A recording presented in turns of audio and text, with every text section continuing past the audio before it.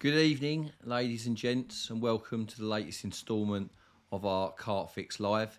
The main purpose of us doing these live feeds is to do an interactive Q&A. So get your questions in as soon as possible. Anything about carp fishing, anything about our recent film releases, upcoming films, anything carp fishing related really. We're also going to be doing the draw for our monthly giveaway, which this month is £500 worth of Corda luggage to one lucky member. And we're also going to be doing the draw for the Johnson & Ross tackle voucher, £50 tackle voucher. But to start things off, while you get your questions in, have a little brief chat about our latest release. Obviously, last Friday's one was Tom Maker's trip to, how do you pronounce it? Zakari? Zazaki. Sazaki. Sounds Like some sort of Greek yogurt. To Lake Sazaki, which is absolutely full of monsters. Got amongst quite a few. It's definitely somewhere I want to go in the future. I watched a film myself the other morning. And yeah, I like the idea of fishing long, just smacking a load of bait out, eating some nice food, and hopefully catching a few fish. But part 2 is coming out this Friday, and I believe Scotty's got a little trailer for you. Yes, here. Let's play a little trailer for part 2. Little trailer. I know we had a few 50s, a 40, as well as loads of backup 30s as well. This place, like I keep saying, is absolutely unreal. But this morning is completely different to all the other mornings. It's a lot more overcast. There's a bit of a wind just picking up now, and the fish are showing out in my baited areas. Oh, here we go. Another one. Look at that. 42 pound, 12 ounces. Rod straight back out there. So many fish showing out there. Honestly, it's so hard to explain. One rod left on the spot. Carnage. A good start to the evening. How about that going into the last evening? 50 pound, 4 ounces. Go, in you go. Now, take back the other rod with the fish on. Absolutely crazy. Totally different night tonight. Loads more bites.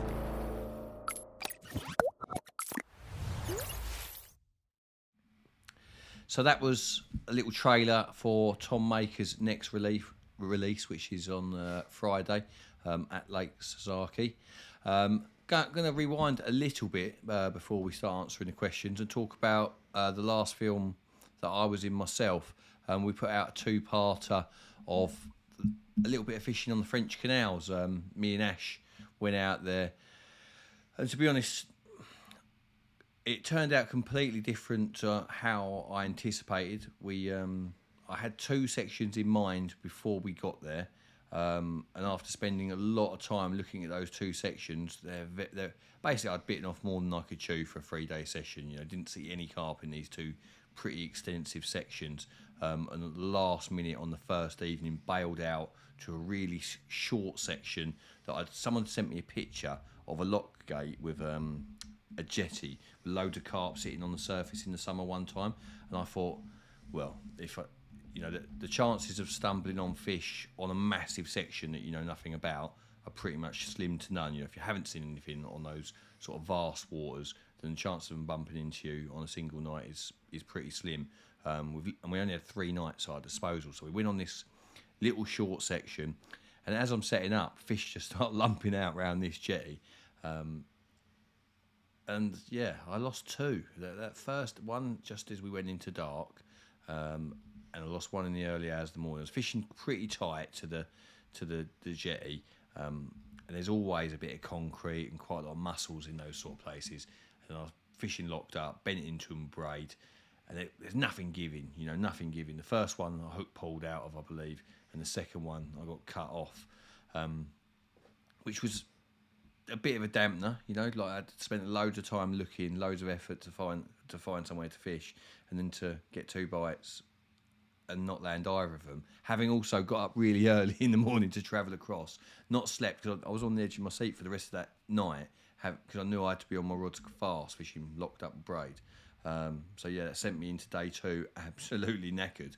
But I had a couple of other sections up my sleeve that when I say info, I'd just been told that this section did hold some big fish, and when I say big fish, had done fish over 25 kilos in the past. Which, when we're talking 2 kilometre sections, knowing that there's potential to catch like a 50 pounder, a mid 50 pounder, you can find the fish on those short canals. If you do a couple of laps, don't see anything, you just keep working it, and eventually you will see them. But I got really, really lucky. I left Ash looking after the gear back at the first lock.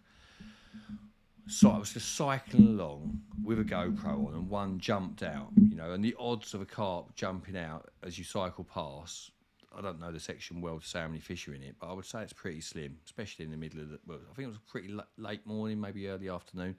But one did jump out. It was on the section where I'd been told there was some big fish, like up to 25 kilos. And we went there, and it panned out like ridiculously, really. We caught, I don't know how many in total, but it was at least 10, I'm going to say, with like the typical sort of stamp from canals. You're talking upper doubles to low 30s. Somewhere in that bracket is a normal sort of size carp from there. But every time you get in a take, you're thinking the next one might be a big one. And that's as it was. We've done the first night on the second section. In the morning, I was sort of umming and ahhing because we caught, should we try somewhere else? And then caught a 45 pounder, And I think, in hindsight, I've showed this picture to a couple of people, and we bumped into some locals there. That 45 pounder might actually be the big one from the section spawned out. Apparently, that fish used to weigh around 55 pounds. It sort of dropped back in recent years. Hasn't been. I think it's been up to sort of 53, 54 in recent times. But obviously, we caught it just after spawning at 45, which 45 pound is a really big fish. But I think it is. I think that fish is the biggest one in that section, and we've got pretty lucky. And we had loads of feedback from you guys about that canal, because I think people love the idea of going to France and fishing free venues. Obviously, what with travel prices at the moment, the crossings have gone through the roof, ferries and trains and fuel. By the time you've gone to a commercial carp fishery that are generally around let's say 350 to 500 euros to fish for the week, you've bought your bait and you've done all your travel, you're looking at well over £1,000 for a little jolly across the channel. So these French canals, you buy yourself a rod license. If you get the night fishing one for all of France, I'm pretty sure it's about €100, something like that. And if you go on the ferry, if you don't travel at weekends, you can go and fish these canals for not a lot of money at all. We just took tiger nuts, didn't take any boilies, so again, pretty cheap fishing. And you don't need really sort of expensive kit to tackle those canals either, because obviously they're only sort of 30, 40 yards across. It's almost like, it reminds me of fishing as a kid, like little underarms to bushes, catapulting tigers out over the top. I like fishing little canals like that in the height of summer, especially when they're surrounded by tall trees, because you can get out of the sun. It's nothing too exertive to put the rods out.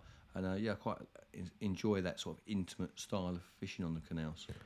If say I was going to go and look at fishing a canal, obviously I'd just speak to you and say where's good to fish. Yeah. But if you were a guy that's just seen, or a girl that's just seen some videos on YouTube and you're not sure where they are, because people aren't going to want to tell you always where they're fishing. Yeah, of course. How would you just go over and go to any canal? Because some of the carp seem to be localised in certain sections. Yeah.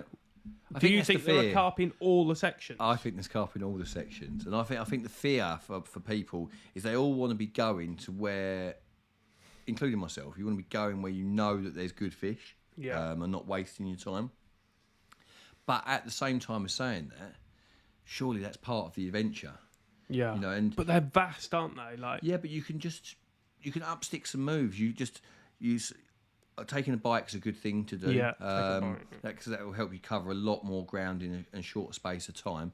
But I would look at it on Google Earth before you go. Shorter sections are generally much easier, because if they're only sort of 1,500 metres, 2,000 metres long, you can break them down into lumps, and you can walk several laps of a section that length in a single day several times. Once the sun comes up, you get past the bite time as such. 10, 11 in the morning. If you spend from sort of 11 till 6, 7 in the evening, sort of walking up and down, you've got a really good chance of spotting something. But though the bigger the section, the harder they will be generally. Unless they're very well stocked. But generally, shorter sections, they've all got carp in. I would say I would be surprised if most of the sections have got 40s in.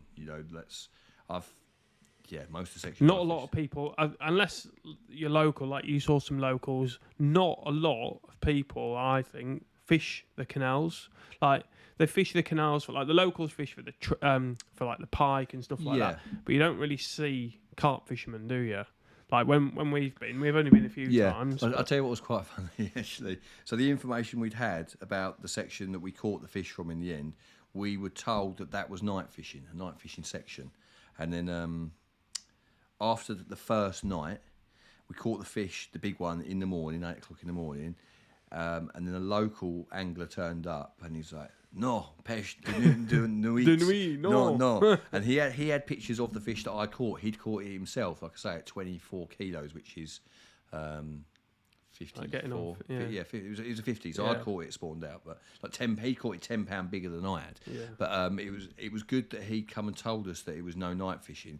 The second night we didn't fish through the night. That was in the film, wasn't it, where you reeled in at night? Yeah, we reeled in. That's the other thing. It's important is to know, and you can go on.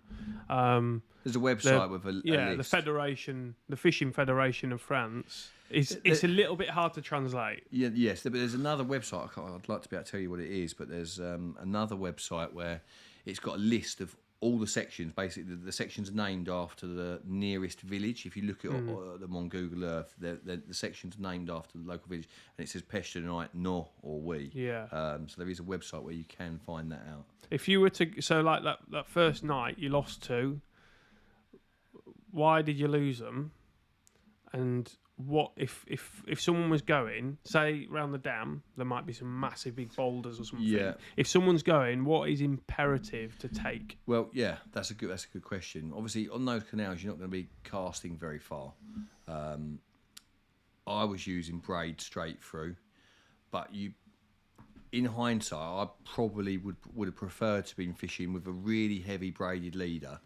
Something like 50-pound armour cord, the sinking version of. With a leg core leader on the end, to 20-pound mainline. I think when you fish locked up with braid at short range, everything's too instant. It's like the fish kick, there's nothing, no give. The hooks can bend, they can straighten out.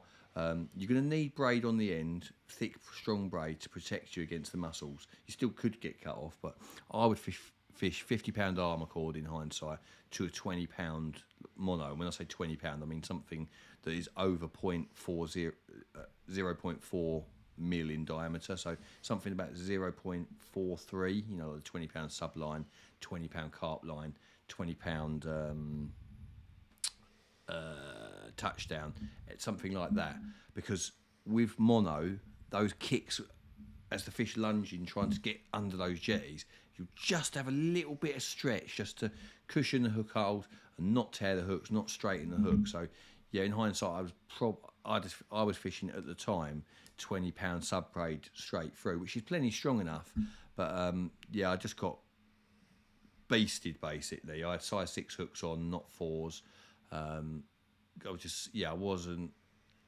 hadn't set myself up for the beasting that I got. I just basically set up a little bit undergunned. Yeah, but you had some. You got there in the end, like that. Yeah, the other section I wasn't hitting hold. It wasn't. It was just up to the edge, up to the margin, and there wasn't. But I changed to mono as well once we were fishing there. There was no need for me to be fishing braid straight through. Braid at short range, it's not foolproof, as in it. Everything happens so quickly. There's no margin for error. If you've not got your clutch set and it bolts off, there isn't that moment where it's stretching that would give you time to reach for the reel hand, the anti-reverse or the front of the clutch. If you get caught short on braid, it happens and it's done. And then the fish is gone and it's nothing you can do. Yeah, and bait wise, it's just you just use tigers, did you? I can't remember. Yeah, just use tigers. The main thing with those canals is there's lots of nuisance fish in most. I wouldn't say all, because obviously I'm not done that much of it. But there's these little fish that they call gobies, and I'm pretty sure there's possum and shat. And I'm pretty sure there's some crays in there. And I personally, when I fished on those canals with boilies, I've had trouble keeping them on the hook. I've cast them out for an hour, reeled in, no bait on, which is absolutely, you don't want that. So, my top tips would be tigers and plastic baits. You want to recast after any boats have gone past, because they create a lot of wash of the boats as they come past, which can ruin your presentation, can leave them buried. And always, I like to recast after a boat's come through and to put a little bit more bait out, because the bait that you had out is probably still there, but sort of washed around the swim a little bit. But I always like to put another handful out directly over the rig. Yeah. Yeah. Right, let's have some questions, yeah? Yeah, we'll do some questions. I'm just going to get... it's definitely quieter at 5 o'clock on a Wednesday. Yeah, not many people. Probably all driving home from work, aren't they? Probably. But is there anyone? Yeah, there's a few. Well, the thing is, I can't tell exactly, because on the app it doesn't tell me how many are on. I don't want to be talking to myself. Obviously. No, well, the great thing is you can watch it back or listen to it back on the podcast app. So, right, let's have a little look. There are a few little questions here. We've got loving CarpFix, mate. He said CarpFox, mate. Christopher, thank you. Right, so Nathan is fishing a new lake with thick weed to the bottom. There is no clear spots, as it's only a small stretch. So I'm assuming maybe it says lake, only a small stretch. Is there any advice you could give? So new lake, thick weed to the top to bottom. There's no clear spots, as it's only a small stretch. So really thick lake. How would you approach that? It's hard to... Obviously, weed comes in lots of different types. If it's what I would refer to as blanket weed or silkweed, then you would try and fish on top of it. So you'd find where it's not to the surface, where it's lower in the water. You'd fish with a helicopter rig / chod rig with a high top bead. For example, if you thought the weed, let's say the weed's like 18 inches, 2 feet off of the bottom, you'd make sure that the top bead on your chod rig was, let's say, 3.5 feet up the line or the lead core, and then you would fish it with a foam nugget just gently plopped out, and hope for it with a really slow sinking pop up, so it just comes to rest on the surface of the weed. And a great way, especially if you're fishing a small lake and you're fishing close range, I would recommend that you fish half boilies as loose feed, because they sink much slower and they sort of flutter down. They're more likely to sit on the weed as opposed to sink right through it. So yeah, that would be my recommendation. I know some people say you can just smack a solid bag in it, but I would say that a solid bag has got a chance for falling right to the bottom through the weed, and sort of in places in the weed where the carp can't actually get because it's too dense. So my preference, if it was sort of blanket style weed, would be to fish chods and slow sinking setups with slow sinking bait on top. Cool. Simon's trying to get some information about your PB that you caught from Orient. Can you tell us some info about your recent PB? You can maybe tell... What sort of info? Well, he probably wants to go in deep, but maybe just what some people won't know. So what you went? Yeah. You managed to get a bit of time off in July, was it? Yeah. You went twice, didn't you? Tell people what you did. Yeah. So basically, Scott and I filmed on the River Seine in the beginning of June, which is that the week after Tom's film. Or maybe not. I can't remember. Okay. We've got a film coming out shortly of us fishing from a boat, which is like a bivvy boat, big aluminium thing, on the River Seine. 2 weeks on Friday. That's out. A week on Friday. Yeah. It was a tough shoot. We spent. It's very hard to locate the carp. We're talking a massive section, like more than 10 to 20 kilometres in length. I think it's about 20 kilometres in length. loads of arms coming off this river, very murky water, and yeah, we caught quite a few chub, got some catfish, and we did manage to catch one carp. But after that session, I've had because I've done a lot of nights through the spring for Corda and for CarpFix, so decided that I was going to go to Orient, and I've done 2 4-nighters at the. Like basically, I was at Gigantica for 10 days as such. As I arrived at Gigantica for 10 days, I went to Orient for 4 nights, came back, filled up my coal box, had a night on my bed chair, and then went back for another 4 nights. And I caught, I think I had 13 fish in those 8 nights fishing. Came home, went on holiday with the missus, and I was supposed to be going to Thailand with Scott to Gillam's, which is somewhere that I do want to go. But having just had a few out of Orient, I was like a greyhound in the trap. I'd found the fish in a particular bay. The fish. There are fish in all areas of the lake, but I'd stumbled across what I thought was a decent sized pod of carp in a decent sized bay. Wasn't really many anglers about, and the whole time I was on holiday with my missus, that's all I could think about. So I asked Scott if he could take Tom and I could go to Orient, and that's what happened. So I went back to Orient. I went back. Tom was happy. Yeah, Tom was happy. So I went to Orient for I was there nearly 3 weeks, and I fished 4 4-nighters. So of the 3 weeks that I was in France, I fished 16 nights. I was having a night off between each 4-night session because it was 30 odd degrees most days, and I wanted to have cold drinks. I didn't want to rough it too much, so I had a cool box with a massive, like freezing like big old buckets of tigers like this at Gigantica, putting that in one side of the cool box, and then having the other side with my bits and bobs in. And I was pre-baiting at the end of each 4-nighter. I was baiting up in this bay on visible clear spots that I could see with my eyes with the aquascope, baiting up with a bucket of tigers, spreading it out in different areas. I say it was a bay, but there's bays within a bay. We're talking a bay that's probably several hundred acres in size, and then baiting up smaller bays within that bay, and then just like moving. If I fished on one of the spots and didn't catch, then I'd move to the next one and try that. But tactics wise, I was fishing on spots between 3 and 6 meters in depth, and I was fishing with sort of, I'd say about a kilo of tigers over each rig. When I was fishing less than a kilo, I was catching the odd tench, not loads. If you fish straight boilies, you catch tench within an hour of getting your rods out. Sometimes there's thousands of big tench in Orient, thousands, and they love boilies. They're not so keen on tigers, although you will catch them occasionally. So I found that half a kilo I was still catching tench. When I put a kilo on the rods, I stopped catching tench.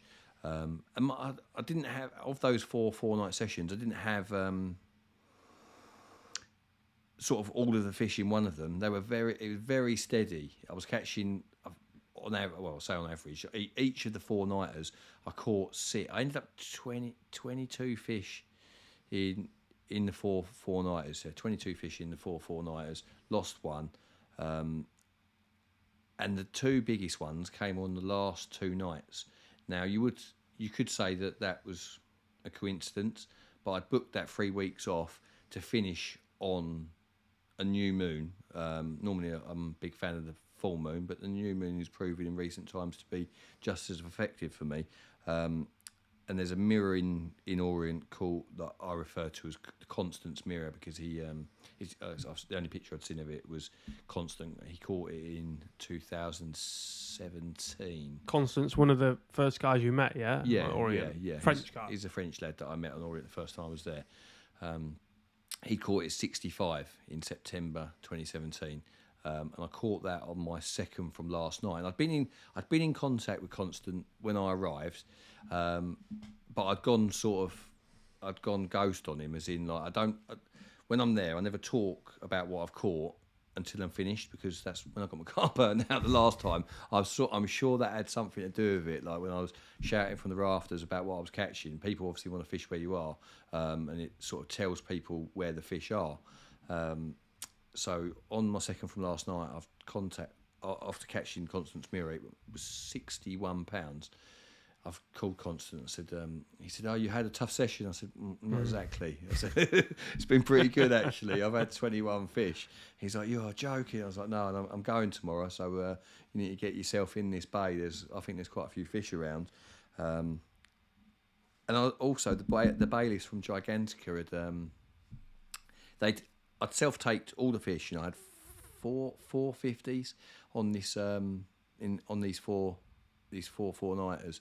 And I'd self-taken all the pictures on the boat, apart from this 61. I called in the bailiffs from Gigantica. They come and done the pictures for me, and they brought me, I don't know, half a dozen big bottles of beer. I've not had a single beer on this boat for 4 days, and now I've got cold ones, and I'm thinking, well, my cool box isn't cold anymore. It's like, I pile drived them. By 1 o'clock in the afternoon, I drunk these 6 beers. I was like, oh God, I feel a bit rough. Got to get my rods out. Anyway, got my rods back out on the spots. Nothing happened through the night, and then first thing in the morning, the left-hand rod off my 3 rods, which was fished in the deepest. It was in 6 metres. I've been catching in like 3 to 6 metres, but the take came in 6 metres. It was just like a bit of a run. It stopped, and I come out of the cabin because I had the cabin door closed, and nothing was moving. And bobbin was still in the same place. The line wasn't jerking around on the braid, but I was fishing right up tight to a weed bed, and I just had a feeling that it was a drop back. I had a feeling like the sort of it run and then sort of turned back on itself. So I picked the rod out the rest and just thought, I'll just try and find the lead, sort of just gently tightening up to the lead. Couldn't find it. And once I'd wound down sort of 2 rod lengths of line, I realised that I definitely had a drop back. Wound down tight, made contact with the fish, jumped into the inflatable, headed out there. And as a general rule, even though these are pretty wild fish in Orient, probably as wild as they get really, they don't tend to fight too much. For some reason, I don't know why, they don't tend to fight too much. I think it might be such a shock for them that they just don't know what's going on. But I remember I got up above this fish, and it was sort of holding, because it was in fairly deep water, with not too much weed about. It was holding deep, not for long, 5 minutes or so. But it's crystal clear, and early in the morning before the sun comes up, you don't really get that like reflection that you need for Polaroids to see through that. It's sort of, you look at the water, you can see quite far into it at that sort of time of the morning. And it came up past the boat, and I thought, that's the widest carp I've ever seen in my life. And then it piled down to the bottom, and then I'm thinking, did I imagine that? It was. Did you know it when you saw it at that point? Did you know it was that fish? No idea, because obviously there's other big fish in the lake. Yeah.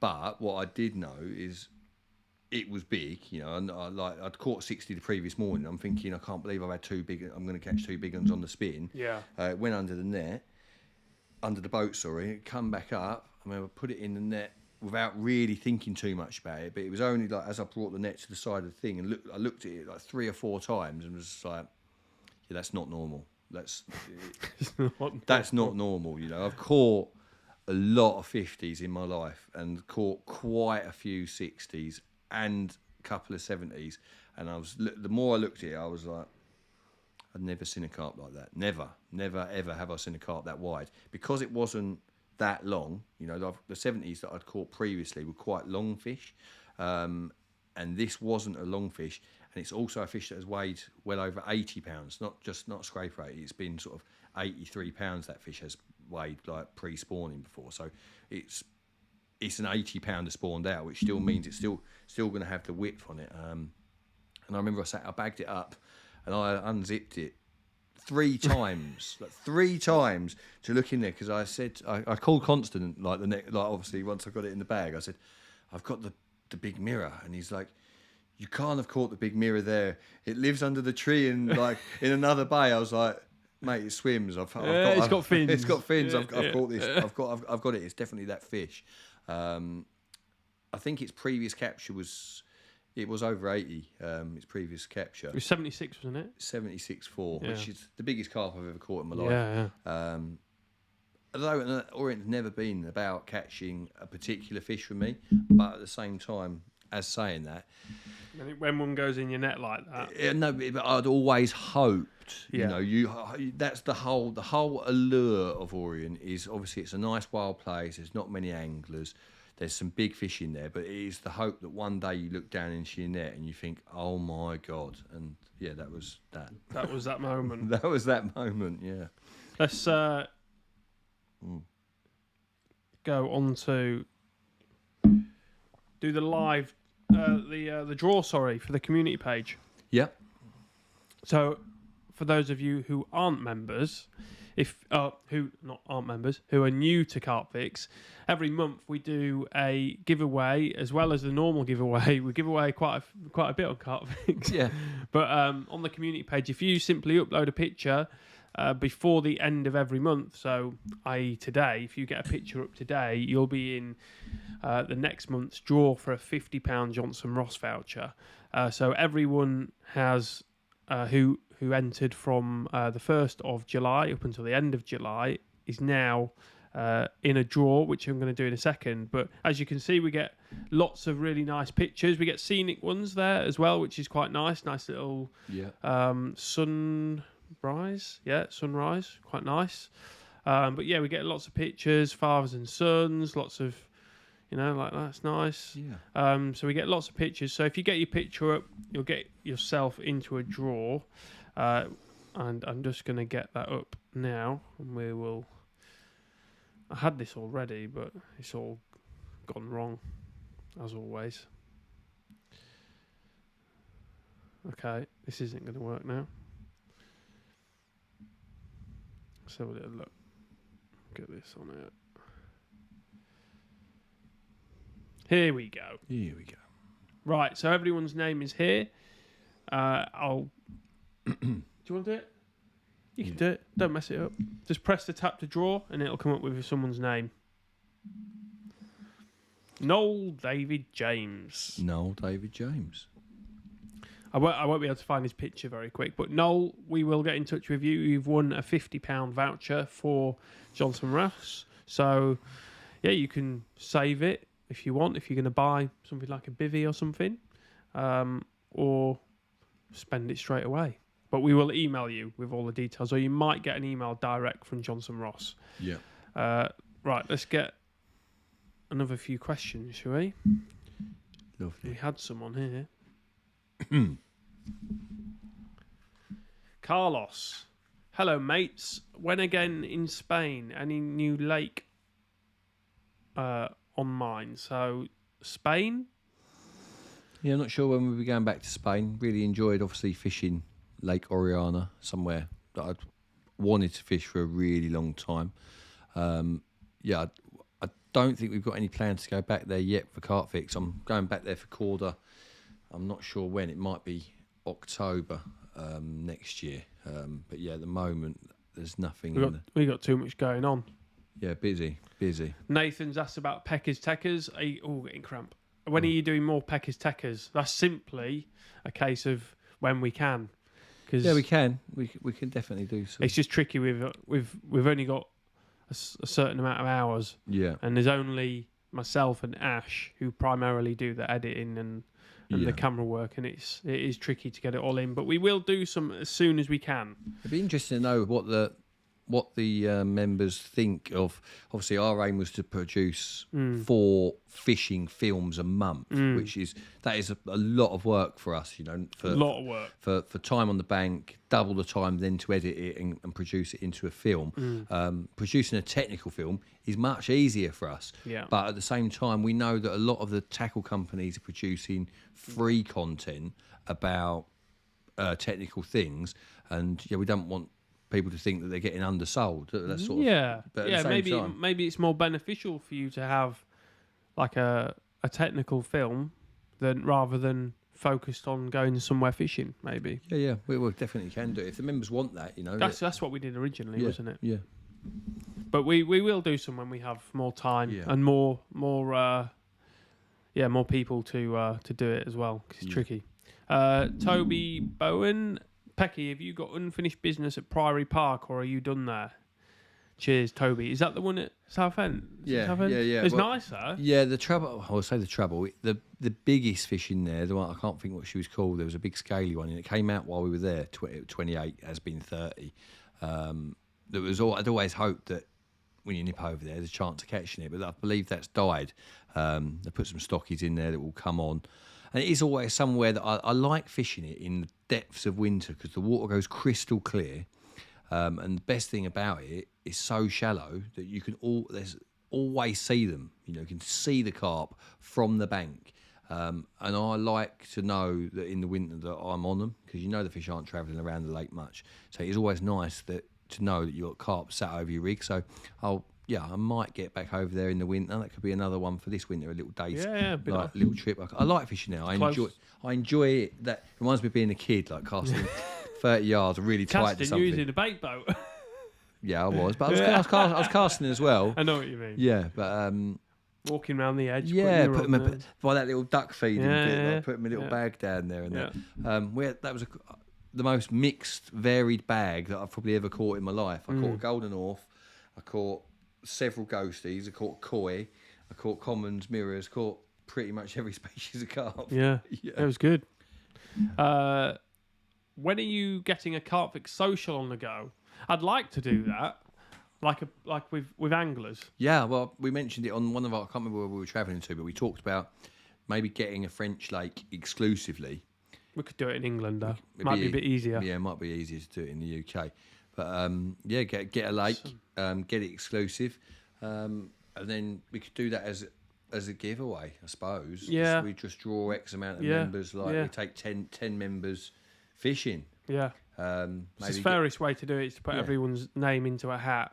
Yeah. And it could be a social / match. We could get either Tom Maker or Rob Burgess to come. Yeah. And he gets 5 guys, I get 5 guys. Yeah. And then we'll 5 guys. And then we could fish it against each other and have a barbecue. Yeah, that sounds good. Yeah.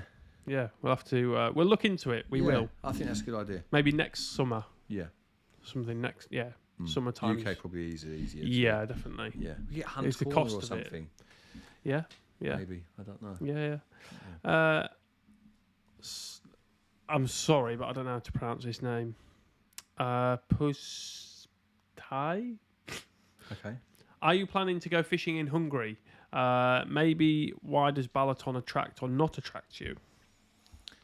I think for me, the trouble with Balaton is it's absolutely full of small fish. I know there's big ones, don't get me wrong, but that's not my idea of fun. As in, I don't want to be towing out, using a boat, catching 5, 10 pounders, 15 pounders, that sort of size fish. When you're going to be fishing those big giant lakes, when the rod goes, it needs to be a good fish, really.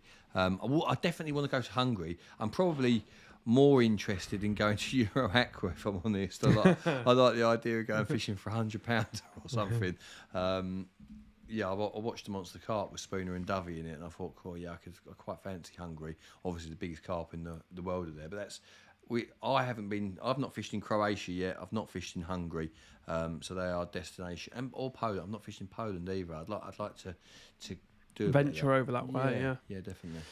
Okay, David has just had a 32-pounder on the pop-ups, the Banoffee ones. Has he? Well done. He's going to put a picture up. I've had a few people message me, how can we buy them? But we can't. We've got some more to do to do a giveaway or. Well, yeah, or at the moment, there's a few things on the shop. Like you can pre-order mugs and things. Right. And you can get pop-ups with them. Yeah, if you spend £10 or more, then we're just chucking them in. Chucking them in. Okay, cool. CarpFix.shop.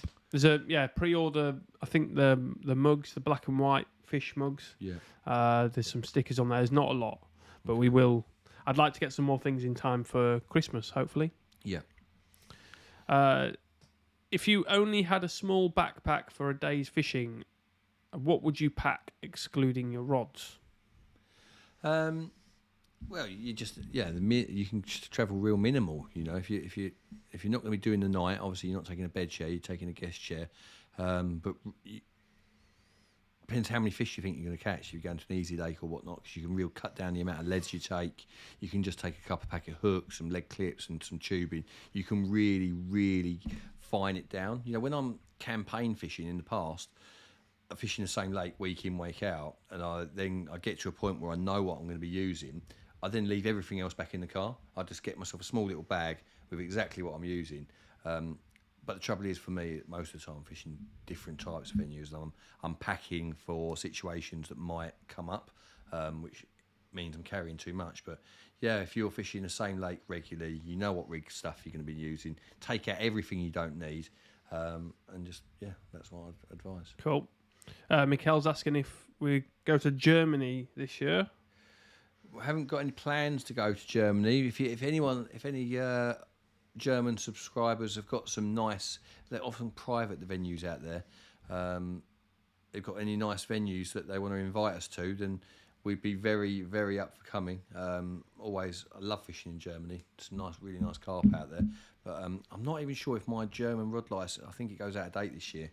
I'm pretty sure it does. Is that the one where you have to do a test? I don't think I do. Oh, right. Because I've had one. I think right, okay. Christopher Pashman sorted it out for okay. me. But yeah, it's not. You can't just go and fish in Germany. Really. No. Adam Walsh, if you're fishing a gravel pit, 12 acres, odd patch of low weed and a lake with light debris silt, would you use a straight bottom bait on a helicopter setup? Can't remember the last time I fished with bottom bait. If I'm being honest, I tend to fish wafters and pop-ups.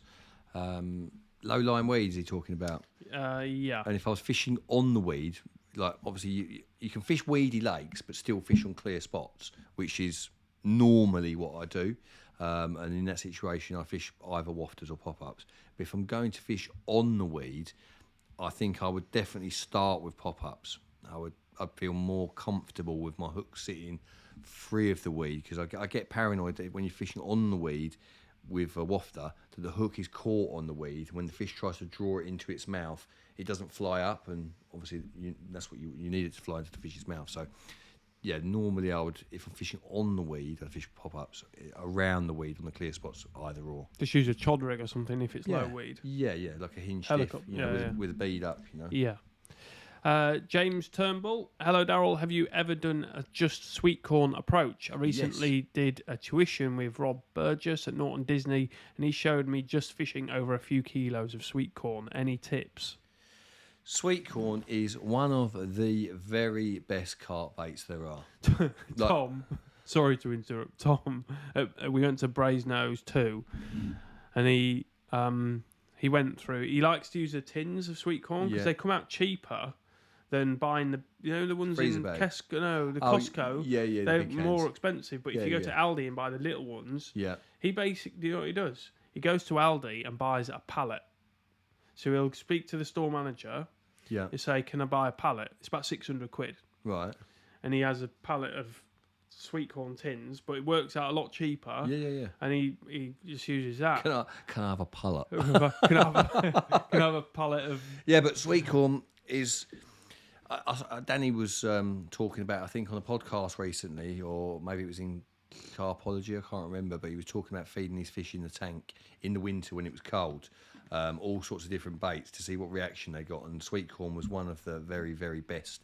I quite often like to fish straight sweet corn with either plastic corn over the top or yellow pop-ups over the top, yellow wafter over the top, like straight corn though, like nothing with it. And one of the things that I see a lot of people do when you're fishing on an edge spot, when I fish at Orient, even with sweet corn in the forest, fish with one or two handfuls over it, and it looks like loads. A lot. It looks a lot. But when you spawn it in the lake, I like to put quite a bit out. Even in sort of late autumn, early winter, I'll happily put a couple of kilo out on a spot that I'm going to have 3 rods on. Which, if you put a couple of kilo boilie down at that time of year, they're just not going to eat it that quickly. They're not going to go through the fish very quickly normally, because boilies quite heavy food items.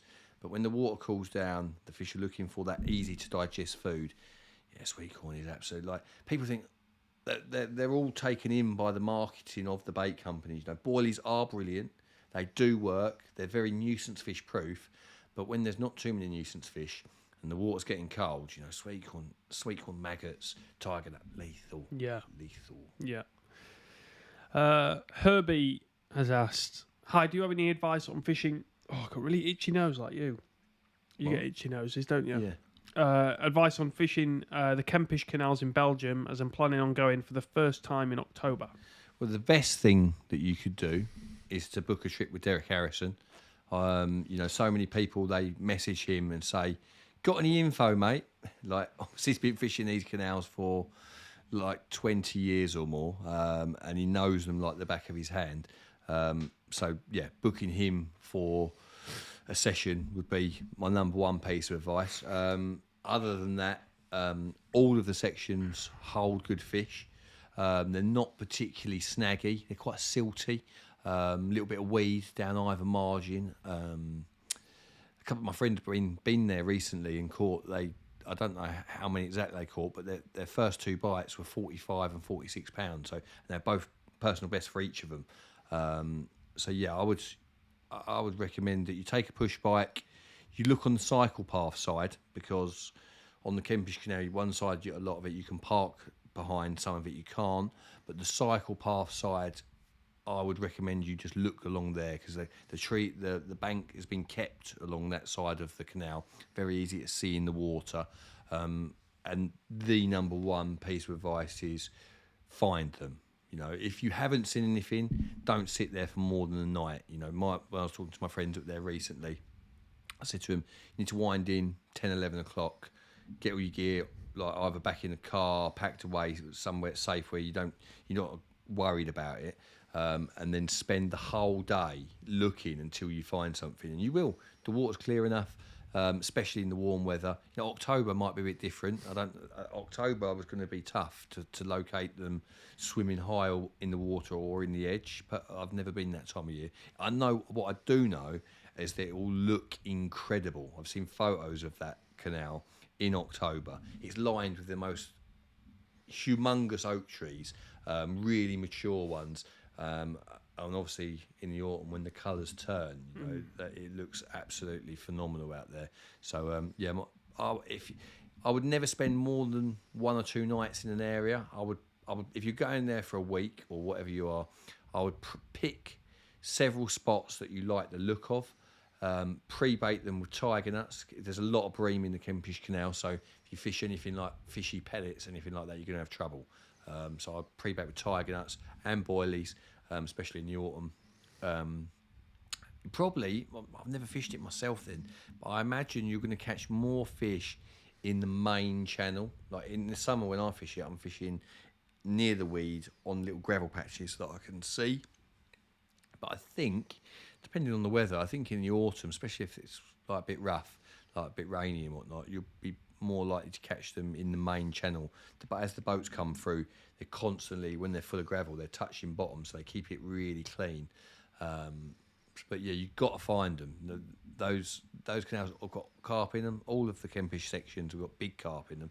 Like there's fish in the Kempish to over 30 kilos. There's like 60, 70 pounder in 1 or 2 of the sections. But you can easily blank. Very easy to blank if you don't find any fish. Stay on your toes. Yeah. And take a bike. Or just get in touch with Derek, you pre-bait it up. Yeah. Because then when you turn up, he's got the bait. The spots have already been primed. They're not primed while you're fishing. They're primed in advance. Yeah.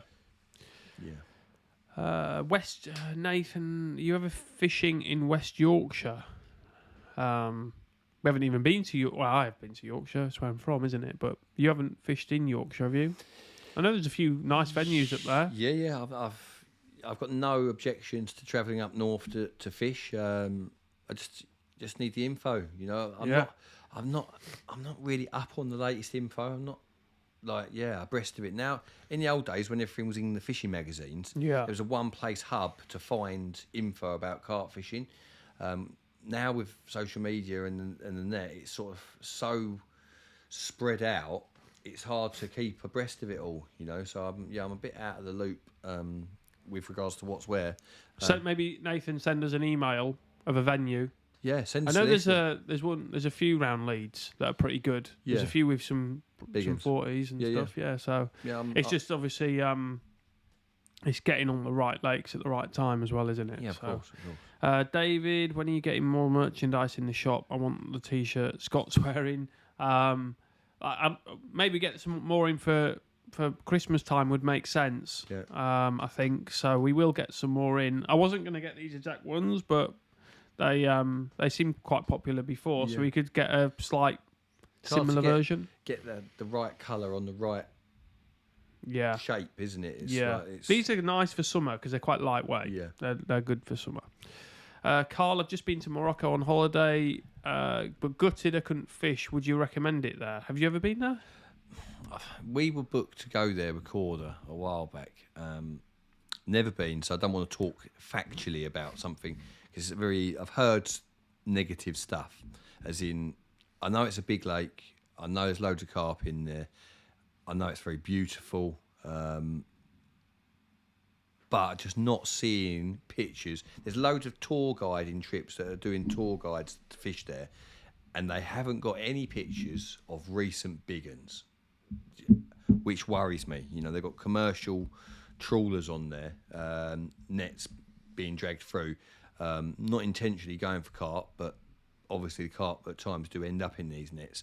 And I know at some point these tour guides were paying these commercial fishermen to put the big ones back, and once they started doing that, then these commercial fishermen were deliberately trying to catch the carp, you know, rather than before it was being an accident. They were deliberately trying to catch them because they were getting paid good money to put them back.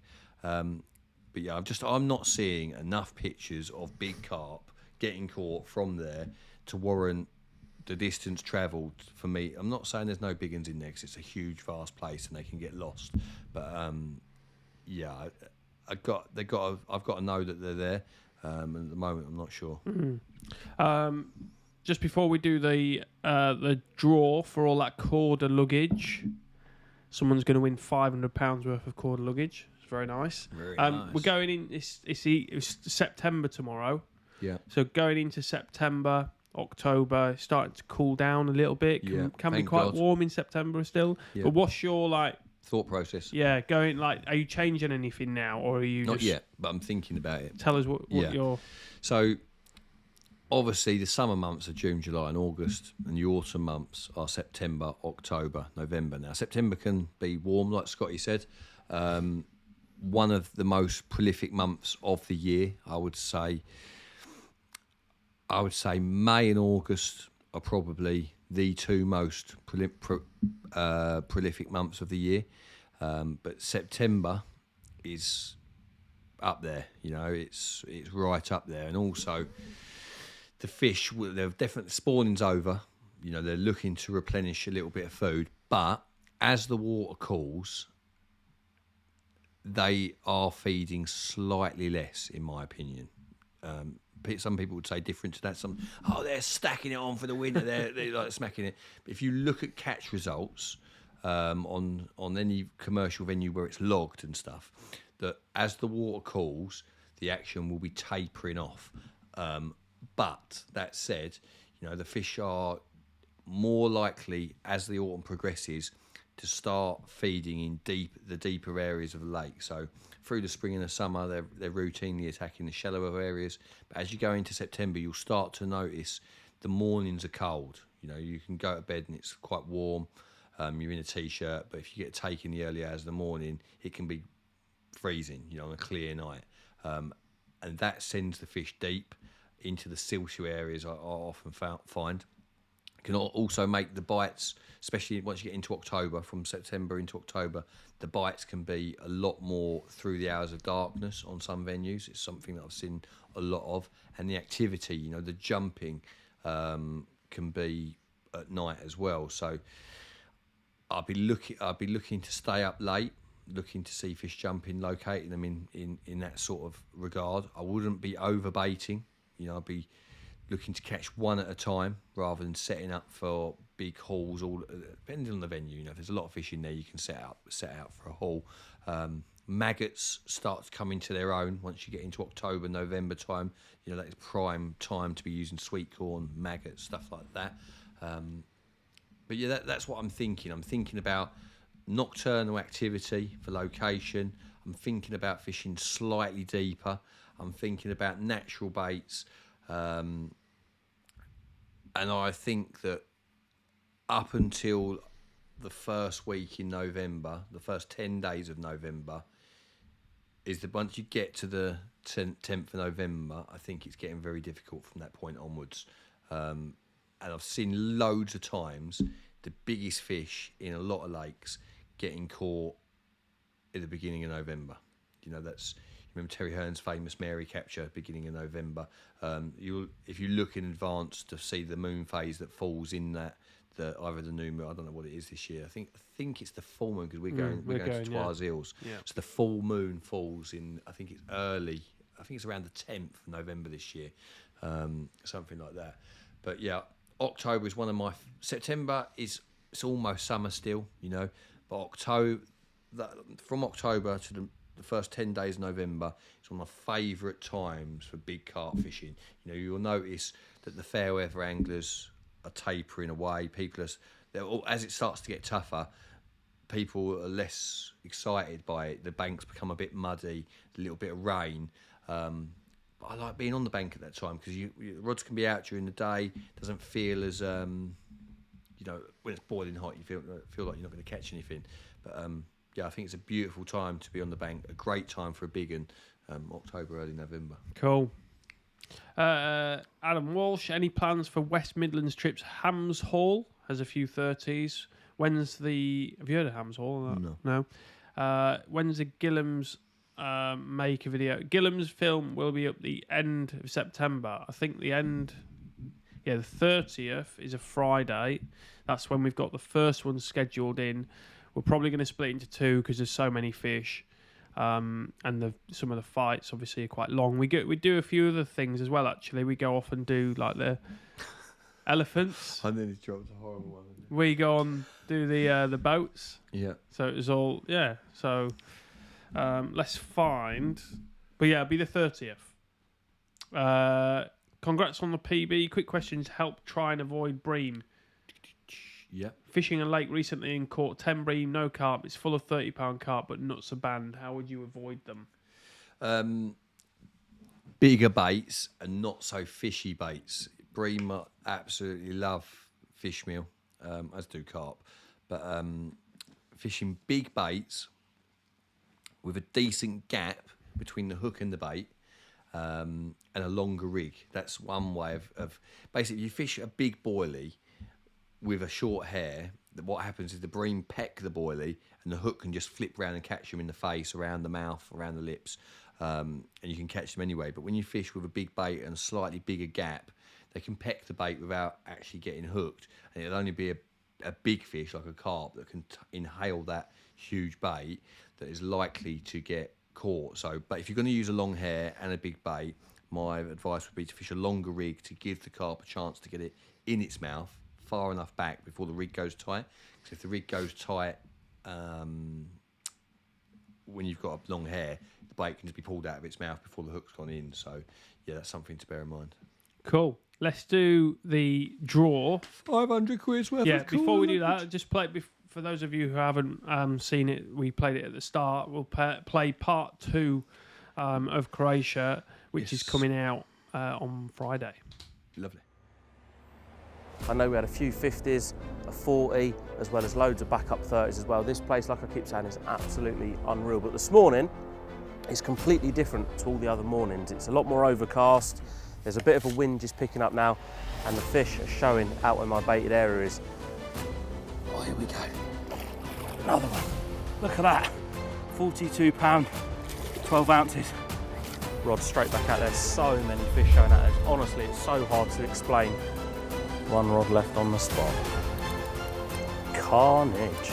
A good start to the evening. How about that going into the last evening? 50 pound, 4 ounces. There you go, in you go. Now, take back the other rod with the fish on. Absolutely crazy. Totally different night tonight. Loads more bites.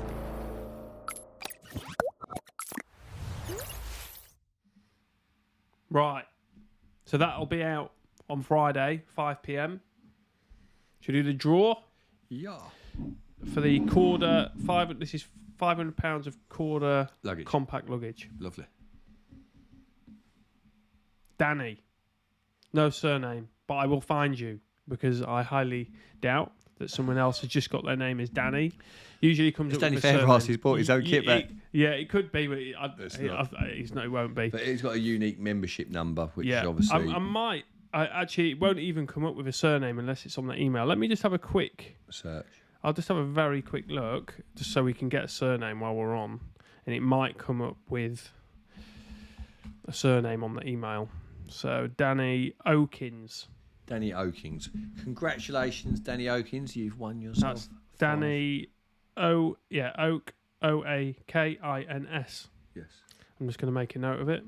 But that is who's won the £500.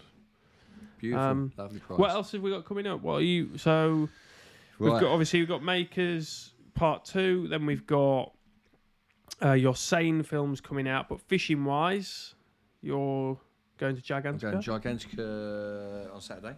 Yeah. For Corda, and then come back from that. And then, no, I'm not going Gigantica for Corda. I'm going Gigantica for CarpFix. Gigantica for CarpFix. Getting confused here. And then I'm going to Trois Eels for Corda for a long range masterclass, which is the back end of September. Yeah. And then at the beginning of October, we've got a lake booked in France at the moment, but we're thinking we might do something else. We're thinking we might do some UK fishing. Maybe we're undecided about that. We've got some undecided filming to do in October, but we've also got a trip for CarpFix to Trois Eels on that full moon week that we talked about. Yeah. In Swim 10, which is where the giant, that £100, the big one comes out. Yeah, 90, £100 common's been caught from quite a few times in the autumn. Hopefully, so, that'd be lovely. Cool. All right. Well, let's wrap it up. We'll see you next month. Okay, thanks for joining us, guys. Thank you.